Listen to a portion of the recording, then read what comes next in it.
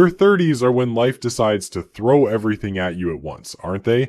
One minute you're celebrating finally having a decent salary, and the next minute you're staring at a mortgage application wondering how anyone actually affords to be an adult. Meanwhile, your bank account is getting pulled in 17 different directions like it's some kind of financial piñata. Kids need college funds, houses need down payments, retirement accounts are screaming for attention, and somehow you're supposed to maintain your sanity through it all. Here's the thing that nobody warns you about when you hit your 30s. Like, everyone talks about your 20s being the time to figure things out, but your 30s, that's when you realize you actually need to have figured things out already.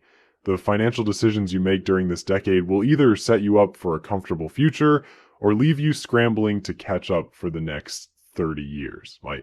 And I help people understand how to build wealth without losing their minds in the process.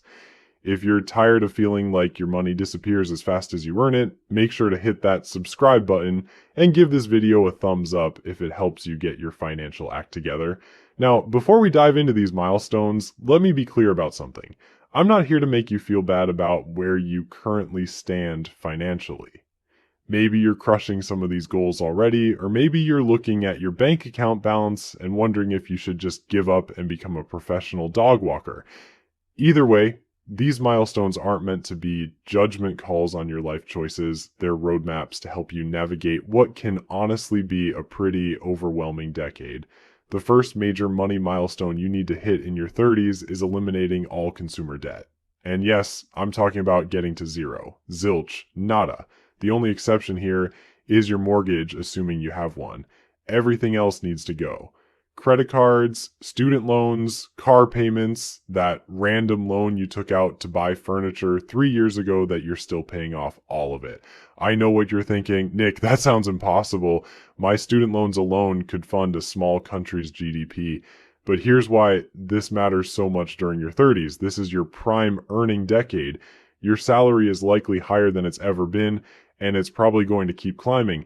The last thing you want is consumer debt acting like financial quicksand, dragging down every dollar you earn. Think about it this way. If you're paying $400 a month in credit card payments and another $600 for your car loan, that's $1,000 every single month that could be going toward building wealth instead of making other people wealthy. Over a year, that's $12,000. Over a decade, that's $120,000. Not even accounting for what that money could have grown into if you'd invested it instead. Your 30s are also when life starts getting really complicated really fast. Maybe you're dealing with increased responsibilities at work, trying to manage a household, possibly raising kids, and for many people, this is when aging parents start needing more support. Trust me, having consumer debt hanging over your head during all of this is like trying to juggle flaming torches while riding a unicycle. Possible? Maybe. Advisable? Definitely not. I learned this lesson personally when my dad started needing more help around the house. He's one of those stubborn guys who wants to fix everything himself, which usually means I end up either doing it myself or paying someone else to do it properly. Just last week, we had a clogged sink situation where he was determined to tackle it with nothing but willpower and a plunger. Spoiler alert, it didn't work. If I'd been drowning in debt payments, I wouldn't have had the flexibility to just call a plumber and solve the problem. Instead, we'd probably still be dealing with a backed up sink and a very frustrated father. The second milestone is achieving an excellent credit score, and I mean excellent. We're talking 800 or higher. Now, I can already hear some of you saying that credit scores don't matter if you're not planning to borrow money, but here's the reality check. Unless you're planning to pay cash for your house, your credit score is going to determine how much that mortgage costs you. Let me put this in perspective with some actual numbers that might make you rethink how important this really is. Let's say you're buying a $400,000 house, which unfortunately isn't exactly mansion territory in most markets these days. With an excellent credit score, you might qualify for a 6.5% interest rate. Over 30 years, you'll pay roughly $511,000 in interest. Not great, but that's the reality of mortgages. Now, if your credit score is just slightly worse, not terrible, just not excellent, you might be looking at 7% instead. That seemingly tiny half percent difference means you'll pay about $558,000 in interest over the life of the loan. That's almost $50,000 more for the exact same house just because your credit score wasn't quite as good. No, but here's where it gets really painful. According to LendingTree, one late payment that's more than 30 days overdue can drop your credit score by as much as 180 points and stay on your credit report for up to 7 years. Imagine going from a 780 credit score to 600 because you forgot to pay your credit card bill 1 month. That one mistake could literally cost you tens of thousands of dollars in additional interest over the life of a mortgage. The good news is that maintaining an excellent credit score isn't rocket science. Pay your bills on time every time. Keep your credit utilization below 30%. Ideally, below 10%. Don't open new credit accounts unless you absolutely need them. And whatever you do, don't close old credit cards unless they have annual fees you can't justify. Your credit history length matters, and closing old accounts can actually hurt your score. The third milestone is putting together a comprehensive financial plan for the next 30 years. I know, planning 30 years ahead sounds about as appealing as a root canal, but hear me out. Your 30s are when you start dealing with multiple financial priorities simultaneously, and without a plan, you're basically playing financial whack-a-mole. I like to use the acronym BRET for this. B is for budgeting and saving. You need to know exactly how much money you need to save and spend to hit your long-term goals. R is for retirement planning, not just contributing to your 401k, but actually understanding whether you're on track and what adjustments you might need to make. E is for estate planning, which I know sounds morbid, but if you have kids or significant assets, it's not optional anymore. The first T is for tax planning, making sure you're using every legal strategy available to keep more of your money. The second T is for, well, I made up this acronym on the spot, so let's call it tracking your progress. This might be the point where hiring a financial planner makes sense, especially if you're dealing with multiple income sources, significant assets, or complex family situations. A good financial planner can help you see the big picture and make sure all the pieces of your financial puzzle actually fit together. The fourth milestone is building a bulletproof emergency fund. In your 20s, the standard advice was 3 to 6 months of expenses. In your 30s, I want you to think bigger. We're talking 6 to 12 months of living expenses, maybe even more if your income is variable or you're self-employed. Why the increase? Because your 30s come with way more potential emergencies. Your house decides the water heater needs replacing at the worst possible moment. Your kid needs emergency dental work. Your car breaks down, and of course it's something expensive and complicated. Your aging parents need help with unexpected medical bills, or maybe, and this is the good kind of emergency, an incredible investment opportunity comes along that requires quick action. Having a well-stocked emergency fund isn't just about financial security. It's about having options. When you know you can handle whatever life throws at you, you can take calculated risks that might pay off big. You can negotiate from a position of strength at work. You can help family members when they need it. You can sleep better at night knowing that a surprise expense won't derail your entire financial plan. The key is keeping this money somewhere it can earn decent interest but still be easily accessible. High-yield savings accounts are perfect for this. You're not trying to get rich off your emergency fund. You're trying to preserve your wealth and maintain flexibility.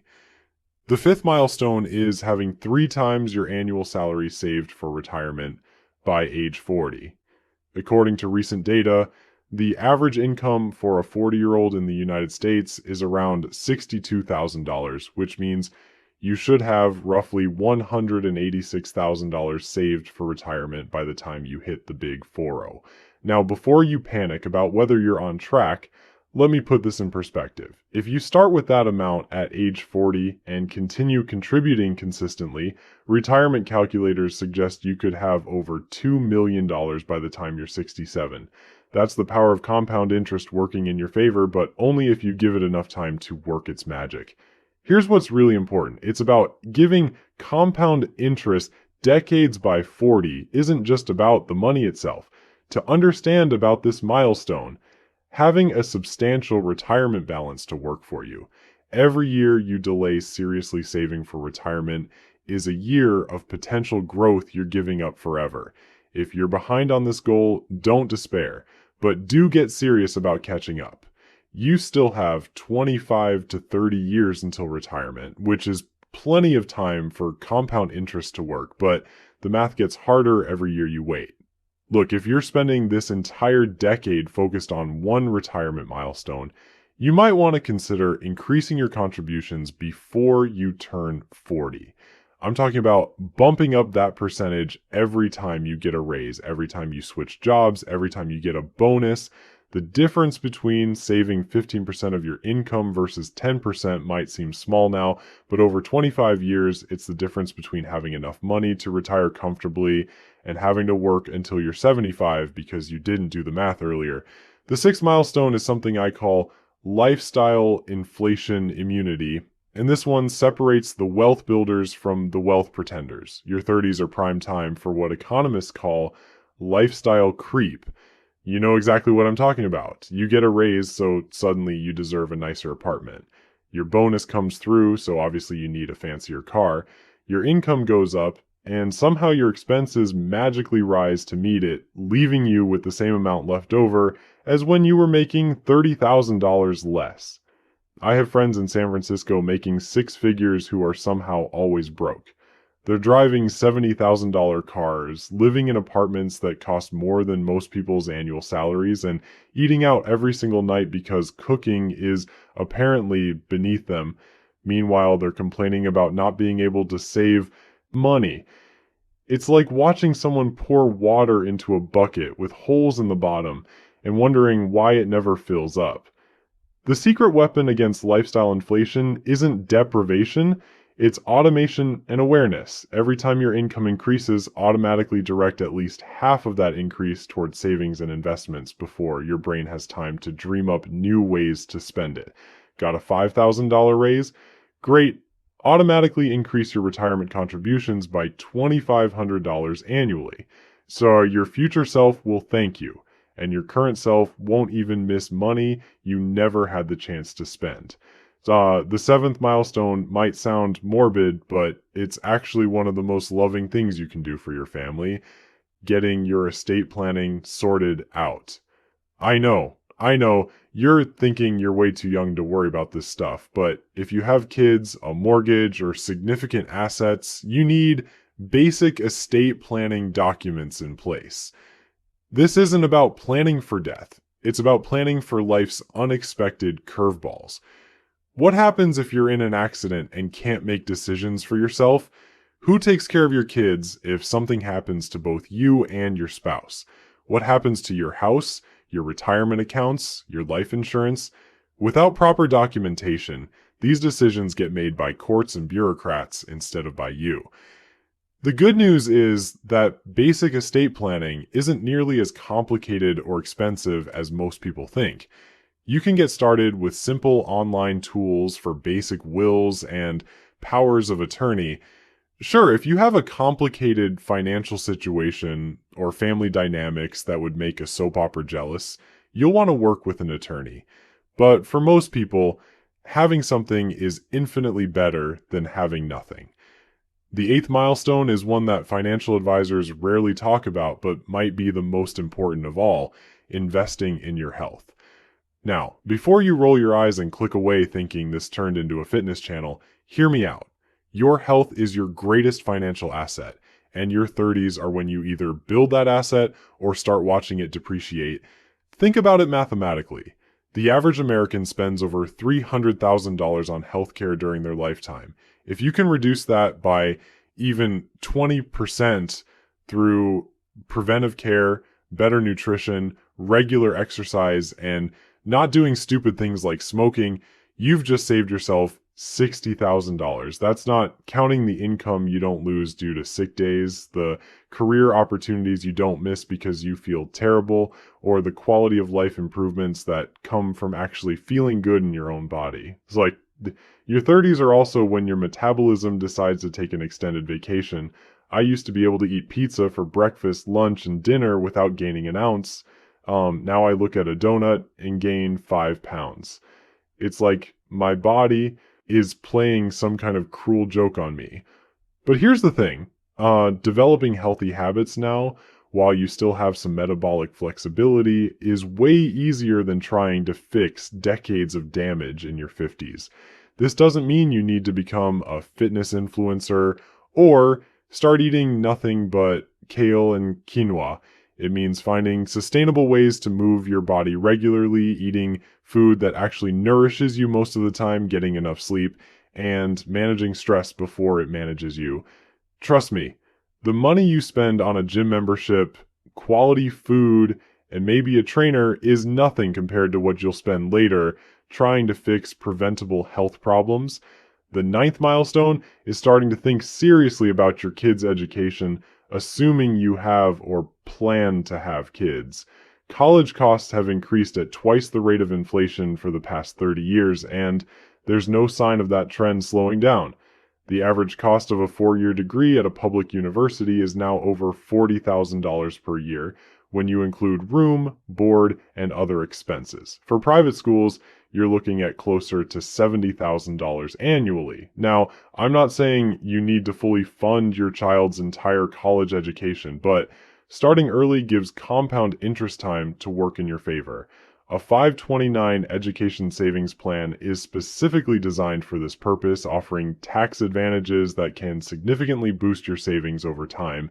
Here's the beautiful thing about 529 plans. The money grows tax-free, and when you use it for qualified education expenses, you don't pay taxes on the withdrawals either. Many states also offer tax deductions for contributions. It's like getting a discount on your kid's education just for planning ahead. Even if you can only save $50 or $100 a month, starting when your child is young means that money has 15 to 18 years to grow. And if your kid ends up not needing all the money for college, you can transfer it to another child, use it for yourself for continuing education, or even roll some of it into a Roth IRA under new rules. The 10th and final milestone for your 30s is developing what I call financial confidence. This isn't about having a specific dollar amount in your accounts. It's about understanding your financial situation well enough to make informed decisions without constantly second-guessing yourself or panicking every time the stock market has a bad day. Financial confidence comes from having systems in place, understanding your numbers, and knowing that you can handle whatever financial challenges come your way. It means you're not lying awake at 3 a.m. wondering if you're saving enough for retirement or if you can afford that vacation you've been planning. This is also when having a comprehensive financial plan becomes crucial, not just helpful. You need to understand how all the pieces of your financial puzzle fit together. Your emergency fund, your retirement savings, your kids' education funds, your insurance coverage, your estate planning documents. All of these elements should work together as part of a cohesive strategy.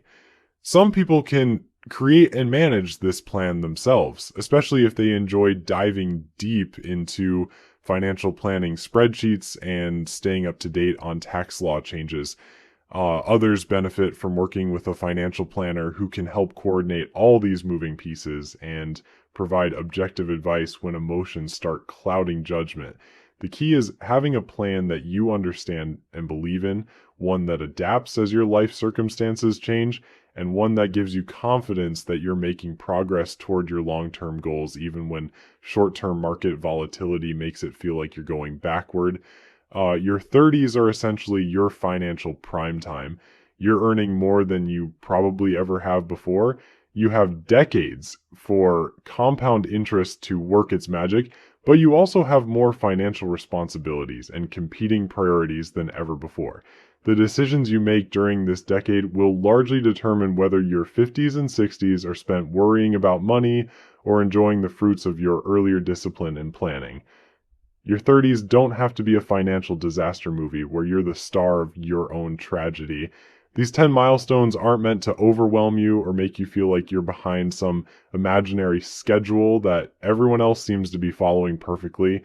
They're meant to give you a roadmap so you can actually enjoy your 40s, 50s, and beyond without constantly worrying about whether you'll be able to afford retirement or if you'll be working until you're 85.